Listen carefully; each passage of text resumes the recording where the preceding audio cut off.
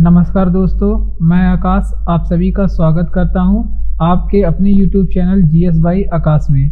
आज के इस वीडियो में हम लोग स्टैटिक जीके के कुछ महत्वपूर्ण प्रश्नों को पढ़ने वाले हैं, जो कि यही प्रश्न हमारे एग्जाम में बार बार पूछे जा रहे हैं और आगे भी पूछे जाने की प्रबल संभावना है।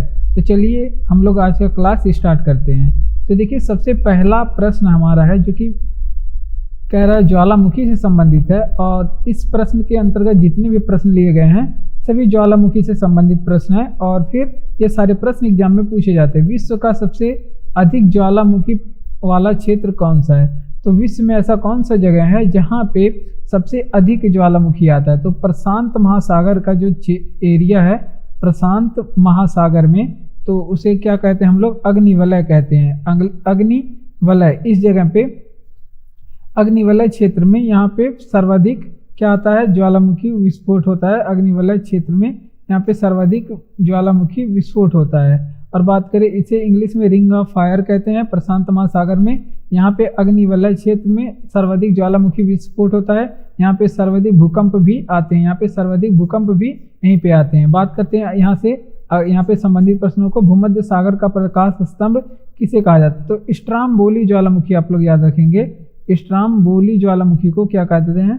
स्ट्राम्बोली ज्वालामुखी को भूमध्य सागर का प्रकाश स्तंभ कहते हैं। ठीक, तो ये भी आप लोग ध्यान रखेंगे। आगे बात करते हैं ज्वालामुखी में कौन कौन सी गैसें रखती हैं। तो सबसे पहले तो आप जलवाष्प याद रखेंगे। अधिक मात्रा में जलवाष्प, जब ज्वालामुखी उद्गार होता है तो अधिक मात्रा में जलवाष्प निकलता है। उसके बाद हाइड्रोजन गैस आप लोग याद रखेंगे निकलता है। नाइट्रोजन गैस उससे निकलता है और कार्बन डाइऑक्साइड अहम है, ये भी ज्वालामुखी उद्गार के पश्चात निकलता है। और अगला प्रश्न है कि विश्व का सबसे ऊंचा सक्रिय ज्वालामुखी कौन सा है? तो कोटापैक्सी है विश्व का सबसे ऊंचा सक्रिय ज्वालामुखी। कोटापैक्सी है, इसे आप लोग याद रखेंगे। और कोटापैक्सी ज्वालामुखी कहाँ पे है? ये इक्वाडोर में है। इक्वाडोर कहाँ पे है? दक्षिण अमेरिका का एक देश है। बात करते हैं विश्व का शांत ज्वालामुखी कौन सा है? तो एकांकागुआ है विश्व का शांत ज्वालामुखी। एकांकागुआ है। ठीक, तो इसे भी आप लोग याद रखेंगे। ठीक, बढ़ते हैं अपने अगले प्रश्न की ओर। अगला प्रश्न है हमारा एकांकागुआ है यहाँ पे। तो अगला प्रश्न है फ्यूजियामा ज्वालामुखी कहाँ पे? ये जापान में है। फ्यूजियामा ज्वालामुखी कहाँ पे है? जापान में। और पूछे कौन से द्वीप पे? तो जापान में 4 द्वीप हैं और होन्शु द्वीप पे फ्यूजियामा ज्वालामुखी बसा हुआ है। जापान की राजधानी क्या है? टोक्यो है। ये भी आप लोग ध्यान रखेंगे। ठीक, बात करते हैं सूर्योदय का देश किसे कहा जाता है? सूर्योदय का देश जापान को कहा जाता है। ठीक, आगे बात करते हैं अगले प्रश्न की ओर। तो हमारा अगला प्रश्न है यहाँ पे सर्वाधिक ज्वालामुखी वाला क्षेत्र कौन सा है? तो सर्वाधिक ज्वालामुखी अभी हमने बताया कि प्रशांत महासागर में जो अग्निवलय का क्षेत्र है, अग्निवलय का क्षेत्र, वहाँ पे सर्वाधिक ज्वालामुखी आते हैं। ठीक, किलायु ज्वालामुखी कहाँ पे है? तो किलायु ज्वालामुखी हवाई द्वीप पे है। और हवाई द्वीप कहाँ पे है? किलायु ज्वालामुखी कहाँ पे है? हवाई द्वीप। और हवाई द्वीप कहाँ पे है? अमेरिका में स्थित है। और ये कैसा ज्वालामुखी है? ये एक सक्रिय ज्वालामुखी का एग्जाम्पल है। सक्रिय ज्वालामुखी का एग्जाम्पल है। किलायु ज्वालामुखी कैसा ज्वालामुखी है? सक्रिय ज्वालामुखी का एग्जाम्पल है। बात करें कराकटोआ ज्वालामुखी कहाँ पे है? तो इसकी आप लोग ध्यान रखेंगे। कराकटोआ एक प्रसुप्त ज्वालामुखी। ये कैसी ज्वालामुखी है? प्रसुप्त ज्वालामुखी है। और ये इंडोनेशिया में स्थित ज्वालामुखी है। इंडोनेशिया में स्थित ज्वालामुखी है। ठीक, बात करें सौरमंडल का सबसे बड़ा ज्वालामुखी कौन सा है? तो ओलिपस मेसी आप लोग याद रखेंगे। ये सौरमंडल का सबसे बड़ा ज्वालामुखी है। और बात करते हैं विसुवियस ज्वालामुखी कौन सा है? विसुवियस ज्वालामुखी, एटना ज्वालामुखी, ये कहाँ पे है? इटली में स्थित ज्वालामुखी है। और बात करते हैं एयरबस ज्वालामुखी की, तो ये अंटार्कटिका में स्थित है। अंटार्कटिका महाद्वीप में स्थित है। अंटार्कटिका महाद्वीप में एयरबस ज्वालामुखी स्थित है। तो ये भी आप लोग ध्यान रखेंगे। ठीक, आगे हम लोग बात करते हैं अगले प्रश्न की ओर। तो अगला प्रश्न है हमारा कि किसके समय में कलकत्ता उच्च न्यायालय की स्थापना की गई? तो वारेन हेस्टिंग के समय में कलकत्ता उच्च न्यायालय की स्थापना की गई थी। वारेन हेस्टिंग के समय में। ठीक, और कलकत्ता उच्च न्यायालय की बात करें तो यहाँ पे अंडमान निकोबार का भी कार्यभार देखा जाता है। अंडमान निकोबार जो हाईकोर्ट है, ये भी अंडमान निकोबार का हाईकोर्ट भी कलकत्ता हाईकोर्ट में इसका कार्यभार देखा जाता है। अंडमान निकोबार की राजधानी क्या है? पोर्ट ब्लेयर है अंडमान निकोबार की राजधानी। यहाँ पे इसकी सबसे ऊंची चोटी क्या है? सैडल पीक है अंडमान निकोबार की सबसे ऊंची चोटी। सैडल पीक है। और बात करें अंडमान निकोबार की तो यहाँ पे साउथ बटन नेशनल पार्क है जो भी भारत का सबसे छोटा नेशनल पार्क है। साउथ बटन नेशनल पार्क जो भारत का सबसे छोटा नेशनल पार्क है। और सबसे बड़ा नेशनल पार्क क्या है भारत का? हेमिस नेशनल पार्क है भारत का सबसे बड़ा नेशनल पार्क, ये लद्दाख राज्य में है, तो ये भी आप लोग ध्यान रखेंगे। और बात करते हैं यहाँ पे मौलिक अधिकारों के बारे में सुनवाई कहाँ की जाती है? सुप्रीम कोर्ट में की जाती है। आर्टिकल 32 अपन मौलिक अधिकारों का उल्लंघन होने पे आप आर्टिकल 32 का उपयोग करके सुप्रीम कोर्ट जा सकते हैं और आर्टिकल 226 का उपयोग करके आप कहाँ जा सकते हैं? हाई कोर्ट जा सकते हैं। ठीक, बात करते हैं मौलिक अधिकारों के लिए रिट। तो आर्टिकल 32 के तहत 5 प्रकार की रिट जारी करता है कौन? सुप्रीम कोर्ट मौलिक अधिकारों का हनन होने पे। और संविधान का रक्षक किसे कहते हैं? तो संविधान का रक्षक सुप्रीम कोर्ट को कहते हैं। सुप्रीम कोर्ट संविधान का जो भी अतिक्रमण होने पे आप कहाँ जा सकते हैं? सुप्रीम कोर्ट में जा सकते हैं। बात करें राष्ट्रपति और उपराष्ट्रपति के चुनाव के संबंधित विवादों को कहाँ पे देखा जाता है? तो ये सर्वोच्च न्यायालय में यानी कि सुप्रीम कोर्ट में देखा जाता है। सर्वोच्च न्यायालय या फिर सुप्रीम कोर्ट में देखा जाता है। न्यायालय या फिर सुप्रीम कोर्ट में देखा जाता है। जनहित याचिका ये हाई कोर्ट में भी आप दायर कर सकते हैं या फिर सुप्रीम कोर्ट, ये दोनों जगह दायर कर सकते हैं। दोनों जगह पे आप कहीं भी दायर कर सकते हैं। ठीक, ये भी आप लोग ध्यान रखेंगे। आगे बढ़ते हैं अगले प्रश्न की ओर। तो अगला प्रश्न है हमारा यहाँ पे तीसरा प्रश्न है और ये इतिहास से संबंधित है और गुप्त वंश से संबंधित है। तो कह रहा है कि गुप्त वंश की स्थापना किसने की थी? तो गुप्त वंश की स्थापना के बारे में आप याद रखेंगे, श्री गुप्त ने गुप्त वंश का स्थापना करता है। और कब किया था? ये 319 ईसा पूर्व में।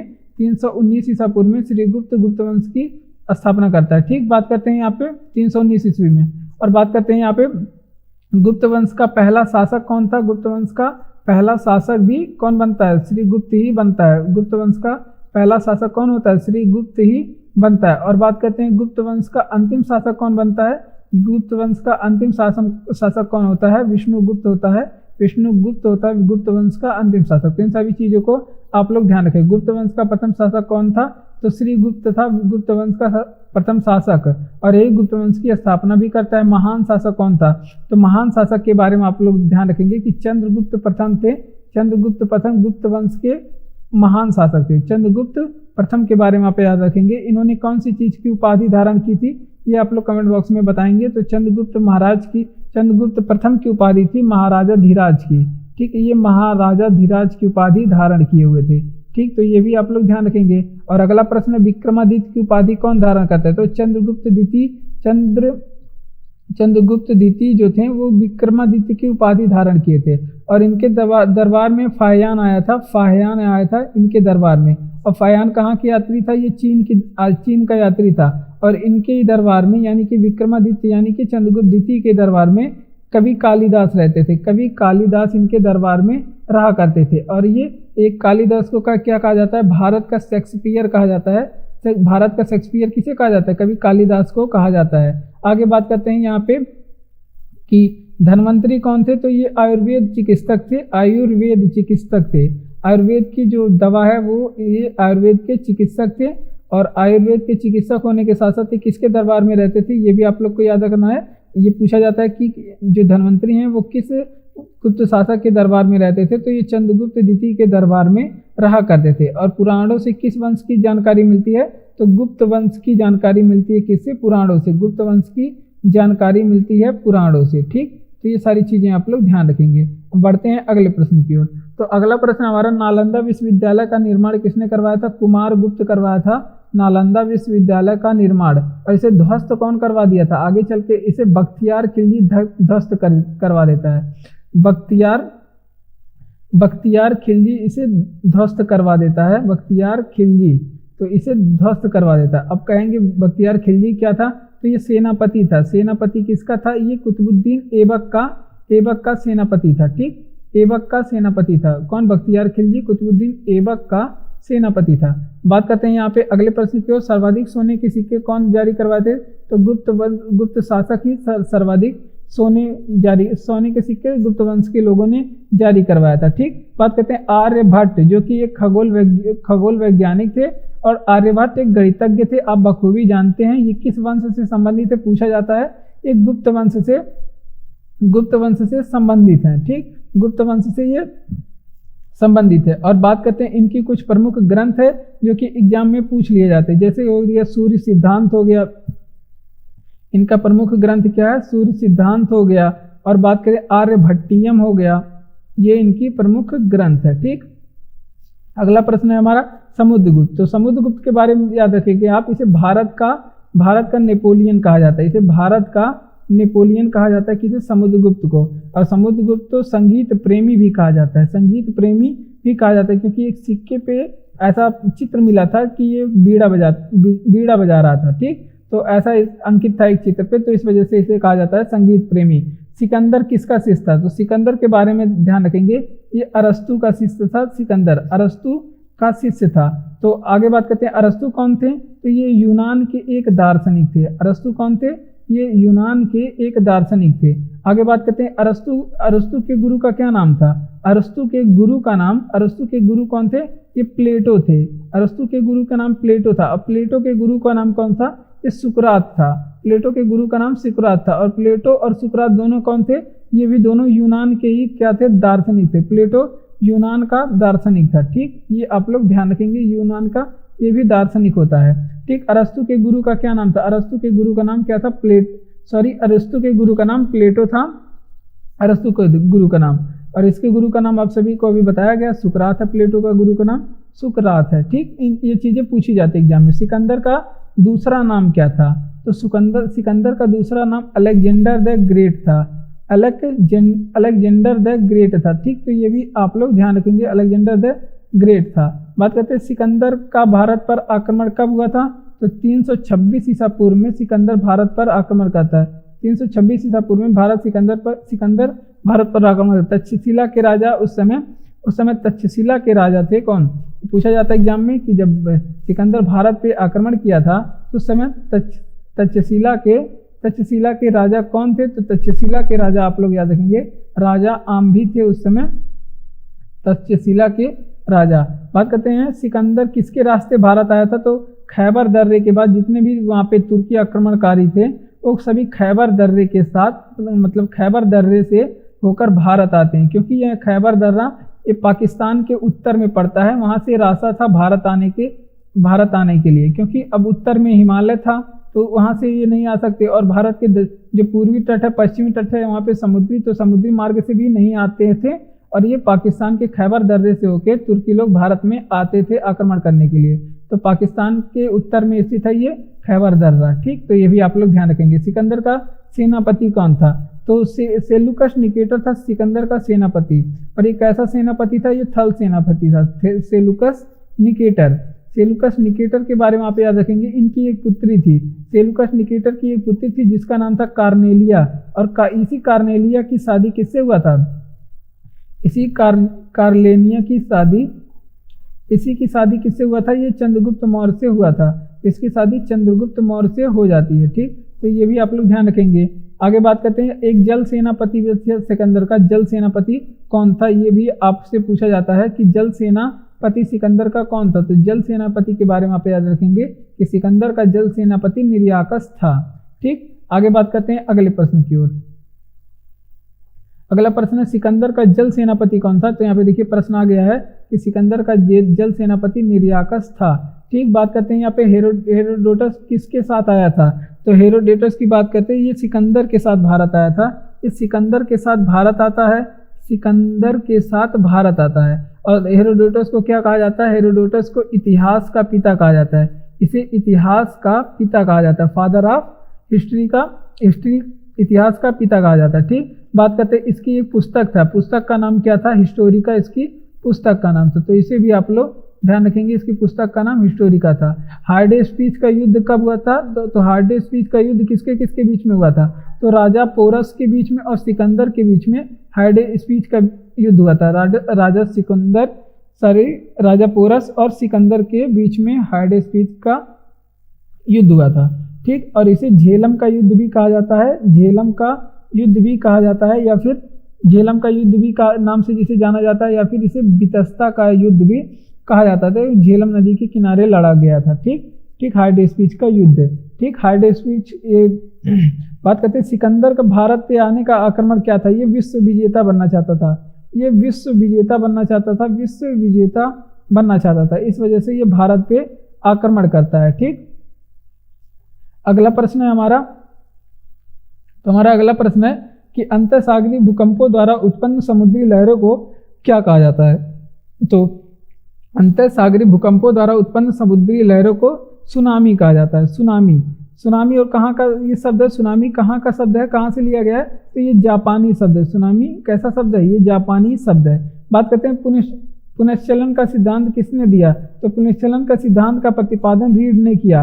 और पुनश्चलन का सिद्धांत ये किससे संबंधित है, ये भूकंप से संबंधित है। ये किससे संबंधित है, एग्जाम में पूछा जाएगा, ये भूकंप से संबंधित है। ठीक, इस वीडियो के सारे प्रश्न किसी न किसी एग्जाम में पूछे गए हैं, तो इस वजह से मैं उसी प्रश्नों को यहाँ पे ले आता हूँ जो किसी न किसी पिछले परीक्षा में पूछे गए हैं। तो देखिए, पृथ्वी की आंतरिक संरचना की जानकारी कहाँ से मिलती है, तो आप भूकंप विज्ञान पढ़ेंगे, भूकंप विज्ञान, वहां से आपको मिलेगा पृथ्वी की आंतरिक संरचना की जानकारी। ठीक, आगे बात करते हैं यहाँ पे भूकंप की तीव्रता की मापन किससे किया जाता है, तो रिएक्टर स्केल से किया जाता है। भूकंप की तीव्रता का मापन रिएक्टर स्केल से किया जाता है, रिएक्टर स्केल से किया जाता है। एक और याद रखेंगे, आपको मर्केली स्केल भी मिल सकता है, मर्केली पैमाने से भूकंप की तीव्रता की माप करते हैं। और जो भूकंप का अध्ययन है ये क्या कहलाता है, भूकंप का अध्ययन क्या कहलाता है, तो इसे सिस्मोलॉजी कहते हैं। भूकंप का अध्ययन क्या कहते हैं, सिस्मोलॉजी कहते हैं। सिस्मोलॉजी के अंतर्गत भूकंप का अध्ययन किया जाता है। ठीक, भूकंप तरंगों की उत्पत्ति कहाँ से होती है, तो जहाँ से भूकंप तरंगों की उत्पत्ति होती है उसे भूकंप केंद्र कहते हैं, उसे भूकंप केंद्र कहते हैं। ठीक, जहाँ से भूकंप तरंगों की उत्पत्ति होती है। और जहाँ पे सर्वाधिक भूकंप का अनुभव होता है वहाँ पे भूकंप अधिकेंद्र कहते हैं, उसे भूकंप अधिकेंद्र कहते हैं। ठीक, भूकंप अधिकेंद्र बोलते हैं। बढ़ते हैं अगले प्रश्न की ओर। अगला प्रश्न है हमारा, जिस स्थान पे भूकंप की उत्पत्ति होती है उसे क्या कहते हैं, तो जिस स्थान पे भूकंप की उत्पत्ति होती है उसे भूकंप मूल कहते हैं। उसे क्या कहते हैं, उसे भूकंप मूल कहते हैं। अब बात करते हैं सुनामी का मुख्य कारण क्या है, तो जो अंतरसागरीय प्लेटें हैं उसमें हलचल के कारण, जो अंतरसागरीय प्लेटें हैं उसके हलचल के कारण यानी कि भूकंप के कारण ही सुनामी आती है। ठीक, और अब बात करते हैं सुनामी शब्द आप सभी को बताया गया कि जापानी भाषा से लिया गया है। ठीक, बात करते हैं विश्व में सर्वाधिक भूकंप कहाँ से आते हैं, कहाँ आते हैं, तो प्रशांत महासागर क्षेत्र में, प्रशांत महासागर में सर्वाधिक भूकंप आते हैं। प्रशांत महासागर में सर्वाधिक भूकंप आते हैं। इस क्षेत्र को जहाँ पे सर्वाधिक भूकंप आता है उसे अग्निवलय कहते हैं या रिंग ऑफ फायर कहते हैं। और सर्वाधिक ज्वालामुखी विस्फोट भी यहाँ पे ही होता है, सर्वाधिक ज्वालामुखी विस्फोट भी यहीं पे ही होता है। धरातलीय भूकंप में तरंगे होती हैं, तो यल वेव होती हैं धरातलीय भूकंप में, इसे यल आकार का तरंग भी कहते हैं, यल आकार की तरंगे भी कहते हैं। ठीक, ये सबसे ज़्यादा खतरनाक होता है। और सर्वाधिक क्षति पहुंचाने का काम कौन करता है, सर्वाधिक क्षति आपसे पूछे पहुंचाने का काम कौन करता है, तो ये पृष्ठीय तरंगे करती हैं सर्वाधिक क्षति पहुंचाने का काम। ठीक, बात करते हैं भूकंपीय तरंगों की औसत गति कितना होता है, तो 8 मीटर प्रति सेकंड होता है भूकंपीय तरंगों की औसत गति। बढ़ते हैं अगले प्रश्न की ओर। तो हमारा अगला प्रश्न है, बीजक के रचयिता कौन है, तो कबीरदास हैं बीजक के रचयिता, कबीरदास हैं बीजक के रचयिता। और कबीरदास के गुरु का नाम क्या था, कबीरदास के गुरु का नाम क्या था, रामानंद था कबीरदास के गुरु का नाम। ठीक, और बात करते हैं कबीरदास के, तो बात करते हैं इनका जन्म कहाँ पे हुआ था कबीरदास का, तो जन्म के बारे में आप लोग याद रखेंगे कि इनका जन्म लहरतारा में हुआ था। और लहरतारा कहाँ पे पड़ता है, ये काशी में पड़ता है। इनका जन्म लहरतारा काशी में होता है। और मृत्यु की बात करें, कबीरदास की मृत्यु कहाँ पे हुई थी, तो मगहर में हुई थी मृत्यु कबीरदास की। मगहर कहाँ पे, उत्तर प्रदेश में मगहर में हुआ था, संत कबीर नगर में। आगे बात करते हैं कबीर के, यहाँ पे देखिए भक्ति आंदोलन के प्रतिपादक कौन थे, तो भक्ति आंदोलन के प्रतिपादक जो रामानंद थे और ये कबीरदास के गुरु थे। रामानंद ये भक्ति आंदोलन के प्रतिपादक थे और इन्होंने उत्तर भारत में भक्ति आंदोलन का प्रचार प्रसार किया था, उत्तर भारत में। और पूछे कि किस भाषा में ये उत्तर भारत में जो भक्ति आंदोलन का प्रचार प्रसार किए थे, तो आप लोग याद रखेंगे कि हिंदी भाषा में ये करते हैं। और भक्ति आंदोलन के पंजाब में जनक कौन थे? तो गुरु नानक देव भक्ति आंदोलन के पंजाब में जनक माने जाते हैं। सिख धर्म की स्थापना भी यही करते हैं, गुरु नानक ये सिख धर्म की स्थापना करते हैं, पंजाब में सिख धर्म की स्थापना करते हैं। ठीक, ये भी आप लोग ध्यान रखेंगे। अब बात करते हैं गुरु नानक का जन्म कब हुआ था? तो 1469 में हुआ था। 1469 में तलवंडी में इनका जन्म होता है। ठीक, बात करते हैं अमृतसर शहर की स्थापना किसने किया था? तो इसके बारे में आप याद रखेंगे कि गुरु रामदास करते हैं अमृतसर शहर की स्थापना। असम का चैतन्य किसे कहा जाता है? तो असम के सिखों का प्रमुख त्यौहार आप लोग बताएंगे कि सिख धर्म का जो प्रमुख त्यौहार है वो क्या है? सिख धर्म का प्रमुख त्यौहार क्या है? तो सिख धर्म का जो प्रमुख त्यौहार है उसे बैसाखी बोलते हैं। ठीक, आगे बात करते हैं। यहाँ पे असम का चैतन्य किसे कहा जाता है? तो शंकर देव को कहा जाता है। गुरु शंकर देव को ये असम का चैतन्य कहा जाता है। ठीक, आगे बात करते हैं। असम में ये भक्ति आंदोलन का शुरुआत करते हैं। ये असम में भक्ति आंदोलन के जनक माने जाते हैं। भक्ति आंदोलन के शुरुआत करते हैं ये। ठीक, आगे बात करते हैं शंकर देव के बारे में। असम के बात करते हैं। तो असम का पुराना नाम क्या था? कामरूप था। असम का पुराना नाम कामरूप था। और अरुणाचल प्रदेश का पुराना नाम क्या था? नेफा था। रामचरितमानस की रचनाकार कौन है? तुलसीदास करते हैं रामचरितमानस की रचना। ठीक, और महाभारत का रचनाकार कौन है? महाभारत के रचनाकार कौन थे? वेद व्यास थे महाभारत के रचनाकार। ठीक, आगे बढ़ते हैं अगले प्रश्न की ओर। रैदासी संप्रदाय की स्थापना किसने किया था? तो रैदास करते हैं। रैदासी संप्रदाय की स्थापना रैदास करते हैं। और रैदास के गुरु का क्या नाम था? तो इनके भी गुरु का नाम क्या था? रामानंद था। गुरु का नाम रामानंद इनके भी गुरु का नाम था। मीराबाई किसकी पत्नी थी? तो ये भोजराज की पत्नी थी। मीराबाई भोजराज की पत्नी थी। और ये किस अपने ये भक्ति रस की कवित्री थी। ये भी आप लोग ध्यान रखेंगे, भक्ति रस की कवित्री थी। महात्मा गांधी का प्रिय भजन क्या था? जो पीर पराई ना जाने रे। ये महात्मा गांधी का प्रिय भजन था, जो पीर पराई जाने रे। ये महात्मा गांधी का प्रिय भजन था। अद्वैतवादी सिद्धांत के प्रतिपादक कौन थे? शंकराचार्य थे। अद्वैतवादी संप्रदाय के जो प्रतिपादक थे शंकराचार्य थे। ठीक, बात करते हैं पुष्टि मार्ग दर्शन की स्थापना किसने किया था? तो वल्लभाचार्य को आप लोग याद रखेंगे, ये करते हैं वल्लभाचार्य। पुष्टि मार्ग की जो स्थापना करते हैं। सिखों के 10वें गुरु कौन थे? गुरु गोविंद सिंह थे सिखों के 10वें गुरु। और सिखों के कुल कितने गुरु रहे हैं? तो कुल 10 गुरु रहे हैं। सिखों के कुल 10 गुरु रहे हैं, जिसमें से 10वें गुरु गोविंद सिंह थे। और गुरु गोविंद सिंह की बात करें तो ये धर्म दीक्षा विधि एक थी जो जिसे पाहुल कहते थे। तो पाहुल की स्थापना कौन करते हैं? ये गुरु गोविंद सिंह करते हैं पाहुल की स्थापना। ठीक, बात करते हैं। और अगला प्रश्न है यहाँ पे, इन्होंने गुरु तेग बहादुर की हत्या कौन कराए थे? आप लोग बताएंगे। गुरु तेग बहादुर की हत्या कौन करवाता है? तो औरंगजेब करवाता है गुरु तेग बहादुर की हत्या। और क्यों? क्योंकि ये इस्लाम धर्म नहीं स्वीकार कर रहे थे। इस्लाम धर्म नहीं स्वीकार कर रहे थे, इसलिए गुरु तेग बहादुर की हत्या कौन करवा देता है? औरंगजेब करवा देता है। आगे बात करते हैं। अगला प्रश्न है, अंडमान निकोबार द्वीप समूह कहाँ पे स्थित है? तो अरब सागर में बंगाल की खाड़ी में स्थित है। अंडमान निकोबार बंगाल की खाड़ी में स्थित है। और बात करते हैं कि लक्षद्वीप कहाँ पे स्थित है? लक्षद्वीप कहाँ पे स्थित है? तो ये लक्षद्वीप के बारे में आप लोग याद रखेंगे कि ये अरब सागर में स्थित है। अरब सागर में स्थित है। और लक्षद्वीप के बारे में एक चीज और ध्यान रखेंगे, एक ऐसा द्वीप है, एक लक्षद्वीप एक प्रवाल द्वीप है। लक्षद्वीप कैसा द्वीप है? एक प्रवाल द्वीप है। ठीक, बात करते हैं अगले प्रश्न की ओर।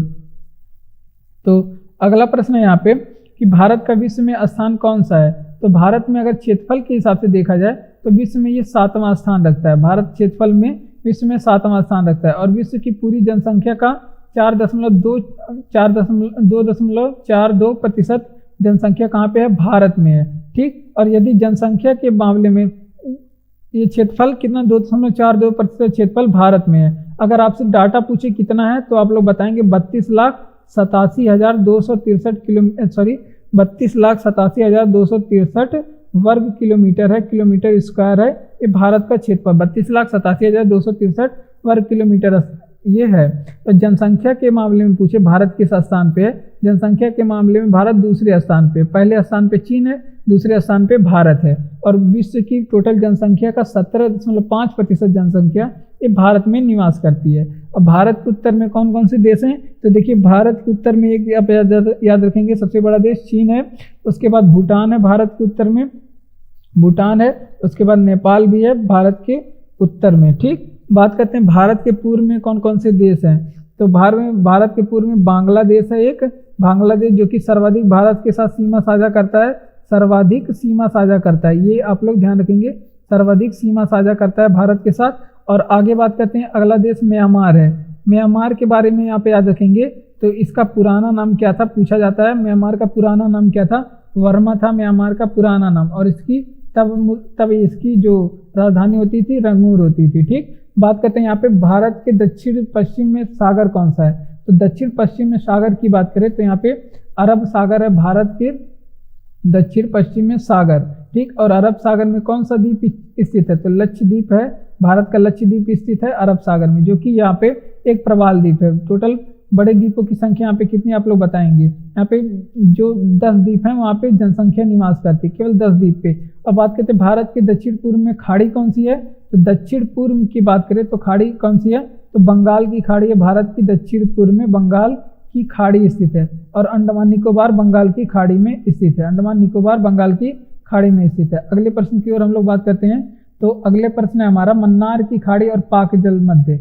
तो मन्नार की खाड़ी और पाक जल मध्य ये किन दो देशों के बीच में है, तो ये भारत और श्रीलंका के बीच में है, भारत और किसके बीच में है, भारत एंड श्रीलंका के बीच में स्थित है। ठीक, बात करते हैं यहाँ पे भारत की अक्षांशी और श्रीलंका की राजधानी आप लोग क्या है, आप लोग बताएंगे भारत की अक्षांशी विस्तार कहाँ से कहाँ तक है। ये गजब का प्रश्न है कि भारत का जो अक्षांशी विस्तार है 8 डिग्री 4 मिनट से लेके ये आपके 37 डिग्री 6 मिनट तक है, ये भारत का अक्षांशी विस्तार है। ठीक, ये उत्तरी अक्षांश 37 डिग्री 6 मिनट उत्तरी अक्षांश आप लोग याद रखेंगे। ठीक, आगे बात करते हैं यहाँ पे अगला प्रश्न है हमारा भारत के मध्य से गुजरने वाली रेखा, कर्क रेखा भारत के मध्य से गुजरती है, और कर्क रेखा भारत के 8 राज्य से होके गुजरती है, 8 राज्य से होके गुजरती है।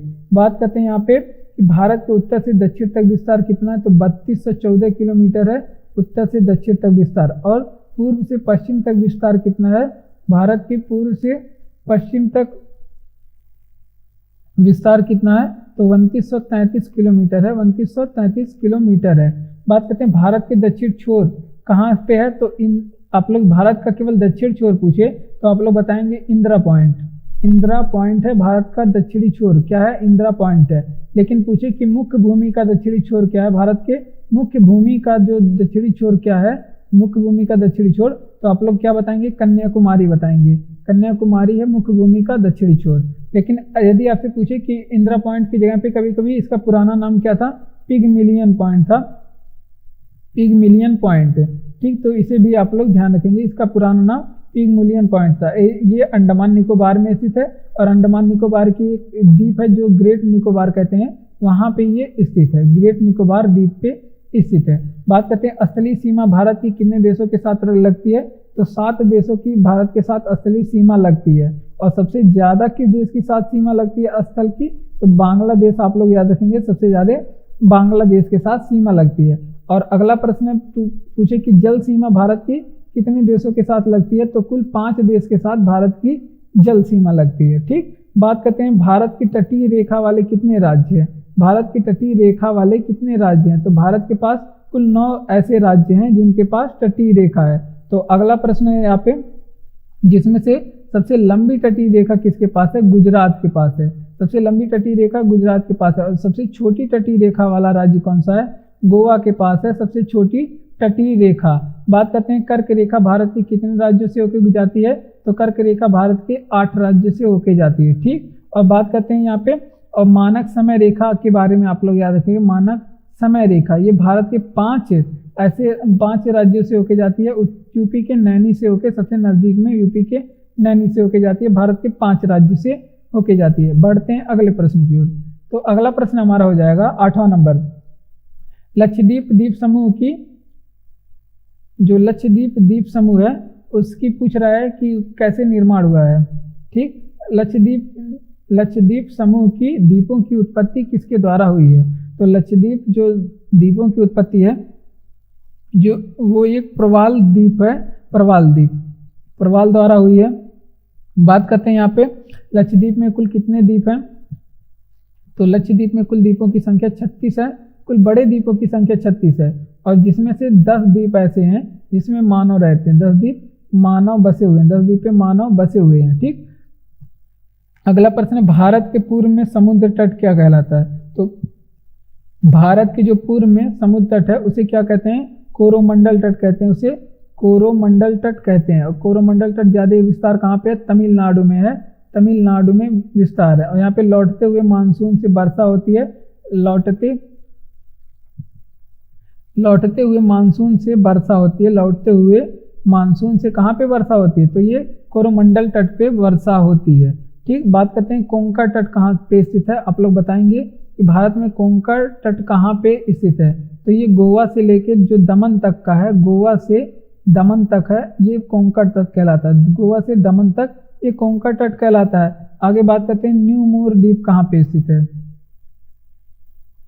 न्यू मोर द्वीप कहाँ पे स्थित है। न्यू मोर द्वीप के बारे में बात करते हैं तो ये अंडमान सागर में स्थित है, अंडमान सागर में स्थित है, जो कि बंगाल की खाड़ी में स्थित है। ये अंडमान सागर में स्थित है। और न्यू मोर द्वीप के चलते भारत और बांग्लादेश के बीच में, भारत एवं किसके बीच में, भारत एवं बांग्लादेश के बीच में विवाद है। तो जो पड़ोसी होते हैं, पड़ोसी से विवाद तो चलता रहता है। खैर बांग्लादेश से हमारी अच्छी संबंध है। तो ये न्यू मोर द्वीप विवाद किसके बीच में है, भारत और बांग्लादेश के बीच में है। और रामेश्वरम द्वीप की बात करते हैं, रामेश्वरम द्वीप ये भारत और श्रीलंका के बीच में स्थित है, भारत एंड श्रीलंका के बीच में स्थित है। आगे बात करते हैं यहाँ पे न्यू मोर द्वीप के बारे में। देखिए यहाँ पे दिया भी है, तो कहाँ पे स्थित है, तो ये अंडमान सागर में स्थित है, अंडमान सागर में स्थित है। ठीक, बात करते हैं यहाँ पे सफेद पानी किसे कहा जाता है। तो सियाचिन को याद रखेंगे, सियाचिन को कहा जाता है सफेद पानी।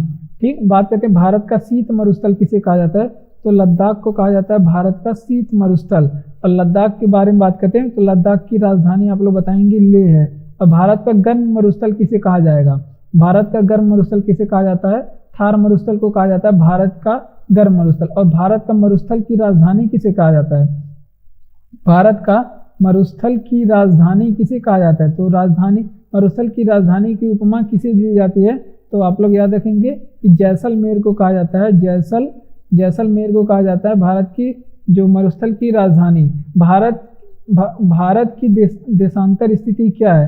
तो 68.8 से लेके 68 डिग्री 8 मिनट से लेके 97 डिग्री 25 तक, ये 97 डिग्री 25 मिनट तक ये भारत का जो देशांतरी विस्तार है, पूर्वी देशांतर आप लोग याद रखेंगे। और भारत किस गोलार्ध में स्थित है, ये भारत उत्तरी गोलार्ध में स्थित है, भारत उत्तरी गोलार्ध में स्थित देश है। ठीक, आगे बात करते हैं यहाँ पे कि भारत का जो कर्क रेखा है, कर्क रेखा ये किस कौन सी डिग्री अक्षांश है, ये 23.5 डिग्री अक्षांश है। भारत का कर्क रेखा 23.5 डिग्री अक्षांश है। ये भारत को लगभग दो भागों में बांटता है। ठीक, ये भी आप लोग ध्यान रखेंगे।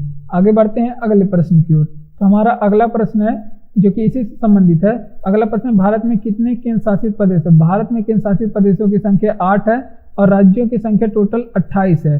भारत का जो नवीनतम राज्य है वो कौन सा है, नवीनतम राज्य की बात करें तो आंध्र प्रदेश है। और आंध्र प्रदेश जब बना था भारत का 29वां राज्य बना था। भारत का नवीनतम राज्य है जो तेलंगाना है। तेलंगाना भारत का नवीनतम राज्य है। कब गठन हुआ था, तो इसका गठन 2 जून 2014 को हुआ था। और किससे अलग होके बना था, तो ये आंध्र प्रदेश से होके अलग हुआ था। आंध्र प्रदेश से होके 2 जून 2014 को बना था। आंध्र प्रदेश की गठन की बात करें, ये भाषा के आधार पर बनने वाला पहला राज्य था, भाषा के आधार पर बनने वाला पहला राज्य था। और ये कब बना था, तो ये 1 नवंबर, इसकी डेट याद रखेंगे, 1 नवंबर 1956 को ये बना था। इसके लिए फजल अली आयोग इसे बनाती है, फजल अली आयोग इसे बनाती है। इसे क्या कहते हैं, राज्य पुनर्गठन आयोग भी कहते हैं, राज्य पुनर्गठन आयोग भी कहते हैं। और इसका गठन कब हुआ था, तो 1953 में इसकी स्थापना होती है। इसके अध्यक्ष कौन थे, फजल अली आयोग के जो अध्यक्ष थे वो कौन थे, तो फजल अली खुद इसके अध्यक्ष थे, फजल अली इसके खुद अध्यक्ष थे। ठीक, बात करते हैं उन्हीं के नाम पे फजल अली आयोग भी इसको कहा जाता है। ठीक, तो बात करते हैं दमन और दीव नागर दादरा और नगर हवेली कहाँ पे है, ये गुजरात में स्थित है। और गुजरात की राजधानी आप लोग बताएंगे गांधीनगर है गुजरात की राजधानी। और सबसे ज्यादा तटीय सीमा, सर्वाधिक तटीय सीमा किस देश के पास है, सर्वाधिक तटीय सीमा ये गुजरात राज्य के पास है, सर्वाधिक तटीय सीमा वाला राज्य गुजरात है। अरुणाचल प्रदेश का पुराना नाम क्या है, नेपा है अरुणाचल प्रदेश का पुराना नाम। असम का पुराना नाम क्या है, असम का पुराना नाम कामरूप है। ठीक, असम का पुराना नाम कामरूप है। और उसके बाद आप लोग याद रखेंगे कि म्यांमार का पुराना नाम क्या है, म्यांमार का पुराना नाम क्या है, तो म्यांमार का पुराना नाम आप लोग याद रखेंगे कि वर्मा है म्यांमार का पुराना नाम। और इसकी राजधानी क्या होती थी, रंगून होती थी, रंगून होती थी तब इसकी राजधानी। और आप लोग याद रखेंगे कि श्रीलंका का पुराना नाम क्या है, श्रीलंका का पुराना नाम तो आप लोग बताएंगे कि सियोल है श्रीलंका का पुराना नाम। और कब था ये, 1972 से पहले इसकी जो नाम था सियोल था, अब यहाँ पे नाम है श्रीलंका। 3 ओर से बांग्लादेश से घिरा हुआ राज्य कौन सा है, तो त्रिपुरा को आप याद रखेंगे, त्रिपुरा जिसकी राजधानी है अगरतला। ये अगरतला ये 3 ओर से बांग्लादेश से घिरा हुआ है। ठीक, घिरा हुआ था। बात करते हैं अंडमान निकोबार द्वीप समूह की राजधानी कहाँ पे है, तो अंडमान निकोबार द्वीप समूह की राजधानी क्या है, पोर्ट ब्लेयर है अंडमान निकोबार द्वीप समूह की राजधानी। और कहाँ पे है ये, बंगाल की खाड़ी में स्थित है, बंगाल की खाड़ी में स्थित है। और अंडमान और निकोबार के बीच में कितनी डिग्री चैनल है, अंडमान और निकोबार के बीच में कितने डिग्री का चैनल है, यहाँ पे 10 डिग्री चैनल है अंडमान और निकोबार के बीच में। अरावली और विंध्य श्रृंखलाओं के बीच में कौन सा पठार है, तो मालवा का पठार आप लोग याद रखेंगे, अरावली और विंध्य के बीच में है। ठीक, और अरावली विश्व की सबसे प्राचीन जो पर्वत श्रृंखला है वो है। 9वां है कि कौन सी गैस नोबेल गैस कहलाती है, तो नोबेल गैस का एग्जाम्पल हीलियम गैस भी है, नोबेल गैस का एग्जाम्पल हीलियम गैस भी आप याद रखेंगे, ये एक नोबेल गैस है। ठीक, जीवाश्मों की आयु निर्धारण करने के लिए कौन सी विधि का प्रयोग किया जाता है, तो इसके लिए कार्बन डेटिंग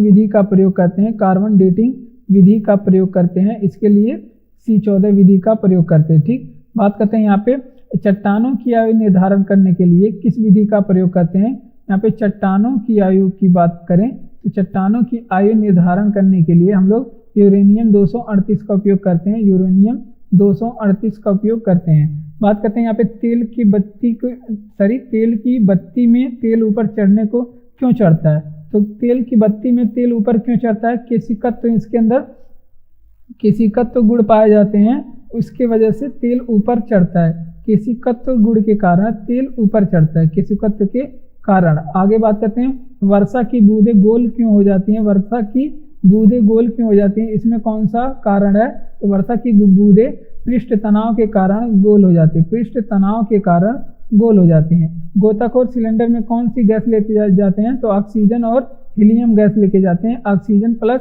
हीलियम गैस ये लेके जाते हैं। हीलियम गैस को कौन सी गैस कहते हैं, इसे नोबेल गैस भी कहते हैं, हीलियम गैस को नोबेल गैस भी कहते हैं। आगे बात करते हैं अगला प्रश्न, भोपाल गैस दुर्घटना में कौन सी गैस थी, तो इसके लिए आप लोग याद रखेंगे कि भोपाल गैस जो त्रासदी हुआ था 1984 में, और इसमें कौन सी गैस का जो लीकेज हुआ था, मिथाइल आइसोसाइनेट का यहाँ पे लीकेज हो गया था। ठीक, जिसके वजह से काफ़ी लोगों की जान चली गई थी। शुद्ध सोने का कैरेट कितना होता है, शुद्ध सोने का कैरेट 24 कैरेट को बोलते हैं शुद्ध सोना। ठीक, आप लोग सोना खरीदने जाएं तो 24 कैरेट का ही खरीदें। ठीक, यहाँ पे देखिए बरगद के पेड़ से लटकने वाली जड़े को क्या कहते हैं, उसे स्तंभ मूल कहते हैं, ये एग्जाम में पूछा गया है, उसे स्तंभ मूल कहते हैं। और घास क्या है, बांस क्या है, बांस घास है। ठीक, इसे भी यहाँ पर याद रखेंगे, बांस एक घास की जो श्रेणी में आता है। ठीक, प्राथमिक रंग कौन है, तो लाल हरा पीला, ये आप लोग याद रखेंगे, लाल, हरा, नीला, ये कौन सा रंग है? प्राथमिक रंग है। ठीक, बात करते हैं बायोडीजल बनाने में प्रयुक्त वनस्पति कौन सी होती है? तो बायोडीजल बनाने में जो प्रमुख प्रयुक्त वनस्पति है उसे रतन ज्योत कहते हैं, रतन ज्योत कहते हैं। ठीक, लाफिंग गैस का रासायनिक नाम क्या है? नाइट्रस ऑक्साइड है। लाफिंग गैस का रासायनिक नाम नाइट्रस ऑक्साइड है। ठीक, और इसका फार्मूला है N2O। ठीक, लाफिंग गैस का ये फार्मूला। चमकने वाला और माचिसों में प्रयुक्त पदार्थ कौन सा है? चमकने वाला और माचिसों में प्रयुक्त क्या होता है? फास्फोरस होता है। ये भी आप लोग याद रखेंगे, फास्फोरस। ठीक, आगे बात करते हैं। यहाँ पे अगला प्रश्न है कि हवा से, आप लोग बताएंगे कि हवा से जो भारी गैस है वो कौन सी है? हवा से जो भारी गैस है वो कौन सी है? तो हवा से भारी गैस की बात करें तो कार्बन डाइऑक्साइड है,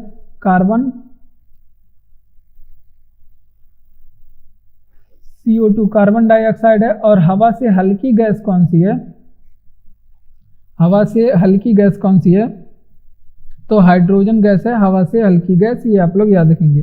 फलों को पकाने के लिए कौन सी गैस का प्रयोग किया जाता है? काफ़ी गजब का प्रश्न है। फलों को पकाने के लिए एसिटिलीन का उपयोग करते हैं, एसिटिलीन का उपयोग करते हैं। और सबसे समझदार जीव कौन सी है? ये आप लोग बताएंगे कि सबसे समझदार जलीय जीव कौन सी है? तो डॉल्फिन है सबसे समझदार जलीय जीव। भारत की जो राष्ट्रीय जो जलीय जीव है वो कौन सी है? गंगा डॉल्फिन। इसे 2009 में घोषित किया गया था। ठीक, अगले प्रश्न की बात करते हैं। इसका वैज्ञानिक नाम सूंस होता है। भारत का सबसे उत्तरी बिंदु इंदिरा कॉल कहाँ पे स्थित है? लद्दाख में स्थित है। भारत का सबसे उत्तरी बिंदु लद्दाख में स्थित है। और लद्दाख की राजधानी क्या है? लेह। लद्दाख में कितने जिले हैं? 2 जिले। ठीक, आगे बात करते हैं। इंदिरा उत्तरी बिंदु क्या है? लद्दाख है, इंदिरा कॉल है। और दक्षिणी बिंदु की बात करें तो अभी आप लोग बताया गया है कि दक्षिणी बिंदु मुख्य भूमि में पूछे तो इसका जवाब हो जाएगा कन्याकुमारी। और लेकिन ऐसे ही दक्षिणी बिंदु पूछे तो उसका जवाब हो जाएगा इंदिरा पॉइंट। यहाँ पे देखिए इंदिरा पॉइंट हो जाएगा। ऊपर वाले को इंदिरा कॉल और नीचे वाले को क्या कहा जाता है? इंदिरा पॉइंट कहा जाता है। ठीक, भारत की अंतर्राष्ट्रीय सीमा, तो भारत की अंतर्राष्ट्रीय सीमा की बात करें तो ये केवल टोटल 7 देश से मिलती है। ठीक, सूर्य और चंद्रमा के बीच में जब आ जाए, चंद्रमा सूर्य और पृथ्वी के बीच में जब आ जाता है तो क्या कौन सा ग्रहण लगता है? सूर्य ग्रहण लगता है। ठीक, सूर्य ग्रहण की दशा होती है। अंतर्राष्ट्रीय तिथि रेखा की बात करें तो 180 डिग्री देशांतर को क्या कहते हैं? अंतर्राष्ट्रीय तिथि रेखा। 180 डिग्री देशांतर को अंतर्राष्ट्रीय तिथि रेखा कहते हैं। और यहाँ पे अंतर्राष्ट्रीय मानक समय रेखा किसे कहते हैं? आप लोग बताएंगे कि अंतर्राष्ट्रीय मानक समय रेखा किसे कहते हैं? तो अंतर्राष्ट्रीय मानक समय रेखा को क्या कहते हैं? तो ये 0 डिग्री देशांतर होता है।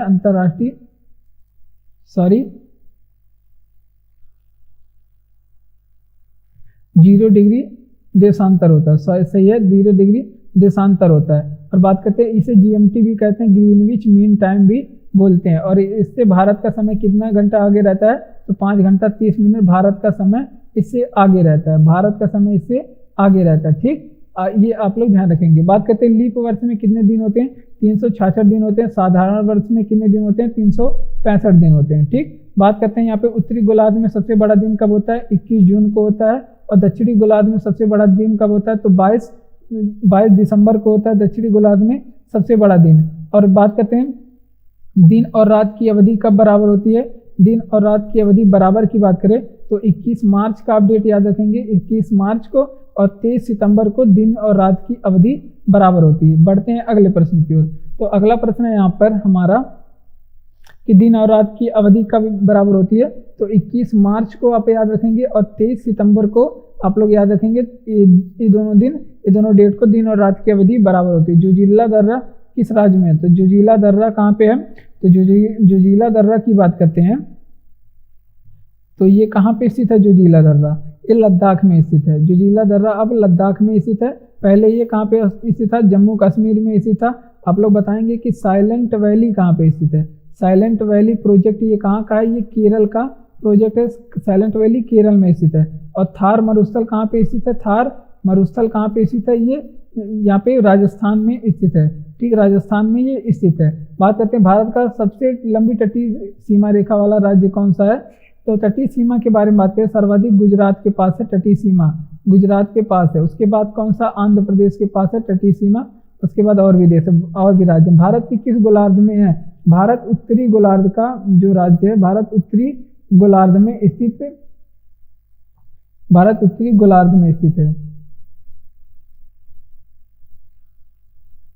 ठीक, भारत कहाँ पे स्थित है, उत्तरी गोलार्ध में। ये भारत है, ये भूमध्य रेखा है और भारत यहाँ पे स्थित है। भारत मकर रेखा के पास यहाँ पे स्थित है। अब भारत की बात करें तो ये उत्तर पूर्व गोलार्ध में, यहाँ पे देशांतर खींचेंगे तो यहाँ पे देशांतर रेखा के पूर्व में और जो यहाँ पे अक्षांश रेखा यानी कि भूमध्य रेखा है उसके उत्तर में स्थित है, यानी कि उत्तर पूर्व में स्थित है। भारत कहाँ पे स्थित है, उत्तर पूर्व में स्थित है, उत्तर पूर्व गोलार्ध में स्थित है। अब भारत में राष्ट्रीय राजधानी क्षेत्र का नाम क्या है, तो दिल्ली है, भारत की राजधानी दिल्ली है। इसे बनाने के लिए घोषणा कब की गई थी, 2011 में घोषणा की गई थी। और बनी कब थी, राजधानी दिल्ली कब बनी थी, ये 2012 में बना दी गई थी। ठीक,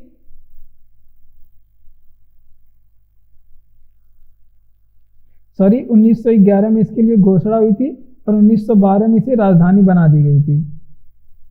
आगे बात करते हैं, कर्क रेखा कितने राज्यों से गुजरती है, 8 राज्यों से होकर गुजरती है।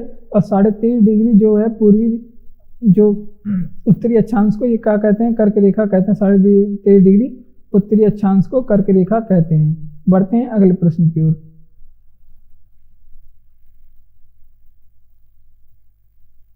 तो धन्यवाद, आज की वीडियो में बस इतना ही। अगर वीडियो आपको अच्छा लगा तो लाइक करिए वीडियो को और चैनल को सब्सक्राइब करिए। और तब तक मिलते हैं अगले वीडियो में, तब तक के लिए धन्यवाद। पढ़ाई करिए अच्छे से, जॉब जल्दी लेना है।